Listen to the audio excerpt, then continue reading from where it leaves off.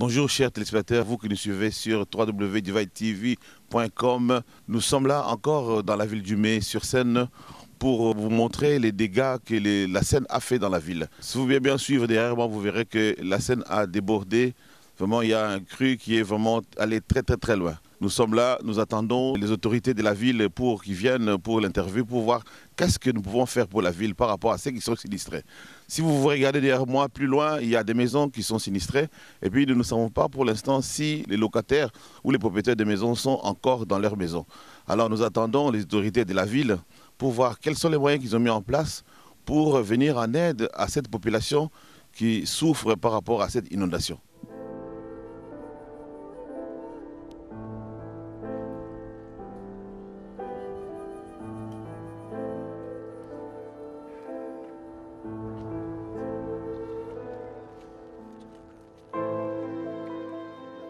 Bonjour Monsieur le maire. Bonjour. Vous allez bien? Oui, mieux que le temps. Par rapport à la température, aux intempéries, qu'est-ce que vous en pensez? Je pense qu'on est en train de vivre un bel hiver là. On a l'impression que les saisons sont inversées. Nous sommes là maintenant au mois de juin et on a l'impression de se retrouver au mois de mars ou avril au niveau des températures. Les précipitations sont importantes. La crue de la Seine, vous voyez derrière nous, est exceptionnelle. Voilà, on vit des moments assez étonnants. Alors dans la ville, il y a combien de sinistrés par rapport à ce qui nous arrive? Alors, recensé une cinquantaine à peu près. Ceci étant, il y a aussi une solidarité entre les voisins et les habitants. Donc, des personnes ne sont pas forcément venues voir la mairie directement. Nous avons, dès le début de la crue, mis en place une cellule de crise avec un numéro de téléphone accessible 24h/24.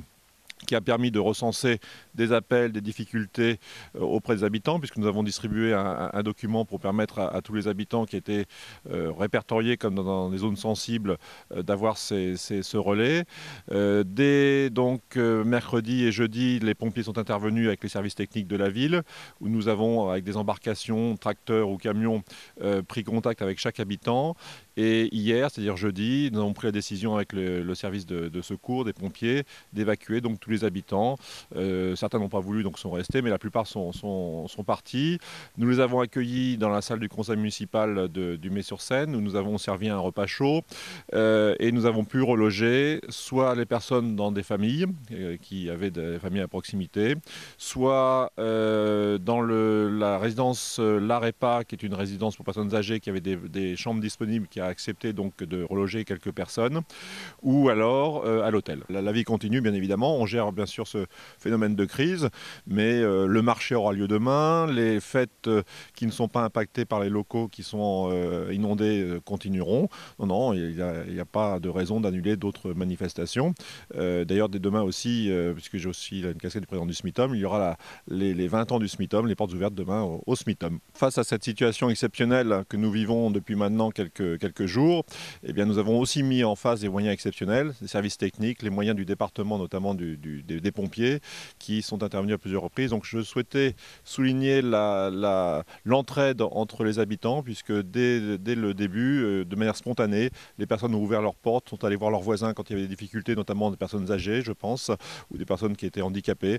Voilà, je crois que c'est un moment aussi très fort de solidarité que nous vivons aujourd'hui, malgré ces difficultés qui, j'espère, vont s'estomper rapidement. Voilà, à tous, bon courage, et on viendra bien sûr vous voir après la fin de ce passage des inondations, parce qu'il y aura aussi après les travaux qui malheureusement vont peut-être durer un petit peu et vont coûter probablement un peu d'argent, mais les assurances seront là. Les travaux pour remettre en état l'ensemble de la voirie, des maisons, des écoles, puisque nous avons eu quelques dégâts dans certaines écoles. Voilà, donc bon courage à tous. Ah, ça monte beaucoup, hein. Ça, avant-hier, il n'était pas comme ça, hein. Avant-hier, il était juste un petit peu là-bas. Mais aujourd'hui, ça a monté jusqu'à là. Même, en fait, le café aussi, il est fermé à cause de ça. Le chantier aussi, il est pareil, c'est fermé. On travaille à peu près, voilà. Alors vous n'avez pas travaillé aujourd'hui? Tu peux dire on ne travaille pas, on travaille un petit peu. Mais c'est pas beaucoup, pas tout le monde ici. Il y a beaucoup de monde, ils ne sont pas là. Ça fait 40 ans que je suis ici, Voilà. et j'habite dans le village, là, je suis à la rue d'à côté, je n'ai jamais vu ça. Les quais inondés d'eau, où on passait sur des planches, j'ai connu ça, ça n'existait plus parce qu'il y a eu les barrages, et je ne m'attendais pas à ça. Hier ou avant-hier, je suis passé, mais je ne pensais pas que ça montrait j'ai jamais vu ça. 35 ans que j'habite là, je n'ai jamais vu ça non plus.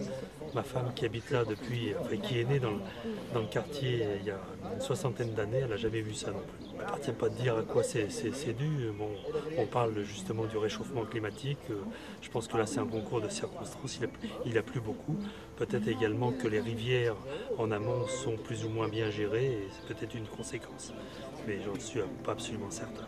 Oui, on a déjà vu les quais inondés, mais c'est la première fois depuis bientôt 40 ans que nous habitons rue du Murger-Papillon, que l'eau est montée aussi haut dans la rue Creuse. C'est la rue Creuse, hein, n'est-ce pas? Nous n'avions jamais vu ça. Peut-être de mettre en hauteur les choses qui craignent. Surtout retirer les ordinateurs avant que l'eau soit arrivée à hauteur, parce que là, après, tout est complètement fichu. Écoutez, avec votre patience, peine 2 heures et demie, oh, 3 heures. Qu'est-ce qui s'est passé ici? Oui. C'est de l'eau qui entre. Vous voyez bien. C'est la première fois que c'est la première fois que je vois comme ça. D'accord. Moi, il était loin encore à la maison. Mais. Ah oui. Ah, tu vois, regarde. Toi, il vient. Tu reviens, toi. On va voir si vraiment ça. Bon, tant que c'est le sous-sol, c'est pas grave. Il n'y a rien. Et est-ce que vous avez pu être informé par rapport aux différentes dispositions à prendre? Bien évidemment, on a vu que vous avez pu mettre les sacs, mais si toutefois vous devez avoir de l'eau qui devait monter on plus... parle éventuellement d'être évacué ce soir. D'accord. Bon, c'est un risque, c'est une éventualité. Donc on a pris nos précautions, on a préparé nos affaires. On verra, on attend. C'est surtout cette nuit, c'est angoissant.